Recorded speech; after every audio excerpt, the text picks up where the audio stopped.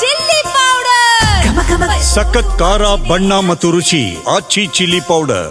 ರಾಜ್ಯದಲ್ಲಿ ಮತ್ತೆ ಅಬ್ಬರ ಶುರುವಾಗಿದೆ ಮಳೆಲ ಎಂದು. ಧಾರವಾಡದಲ್ಲಿ ಧಾರಾಕಾರ ಮಳೆಯಿಂದಾಗಿ ಸಾಕಷ್ಟು ಸಮಸ್ಯೆಗಳಾಗಿದೆ. ಭಾರೀ ಮಳೆಗೆ 50ಕ್ಕೂ ಹೆಚ್ಚು ಮನೆಗಳಿಗೆ ಜಲ ದಿಗ್ಬಂಧನ ಉಂಟಾಗಿದೆ. ಧಾರವಾಡ ಜಿಲ್ಲೆಯ ಅಣ್ಣಿಗೇರಿ ಪಟ್ಟಣದಲ್ಲಿ ಈ ಘಟನೆ ಆಗಿದೆ. ಮಳೆ ನೀರು ಹೊರಹಾಕೋಕೆ ಪುರಸಭೆ ಅಧಿಕಾರಿಗಳು ಪ್ರಯತ್ನ ಪಟ್ಟಿದ್ದಾರೆ. ಇನ್ನು ಶ್ರೀರಂಗಪಟ್ಟಣ ತಾಲೂಕಿನಲ್ಲಿ ಧಾರಾಕಾರ ಮಳೆ ಆಗಿದೆ. ದರಸಗುಪ್ಪೆ ಗ್ರಾಮದ ಬಳಿ ಸಿಡಿಎಸ್ ನಾಲೆ ಏರಿ ಒಡೆದುಬಿಟ್ಟಿದೆ. ರೈತರ ಜಮೀನುಗಳಿಗೆ ನೀರು ನುಗ್ಗಿದೆ. ಕಬ್ಬು, ಭತ್ತ, ರಾಗಿ, ತೆಂಗು, ಅಡಿಕೆ ಬೆಳೆಗಳು ನಾಶ ಆಗಿಬಿಟ್ಟಿದೆ. ರೈತರು ಕಂಗಾಲಾಗಿದ್ದಾರೆ, ಪರಿಹಾರಕ್ಕೆ ಆಗ್ರಹಿಸಿದ್ದಾರೆ. ಇನ್ನು ಹಾಸನಾಂಬೆ ಮೊದಲ ದಿನದ ದರ್ಶನಕ್ಕೆ ಮಳೆ ಅಡ್ಡಿಯಾಯಿತು. ಮಳೆ ನಡುವೆ ಸರತಿ ಸಾಲಲ್ಲಿ ದೇವಿ ದರ್ಶನ ಪಡೆದಿದ್ದಾರೆ ಭಕ್ತರು.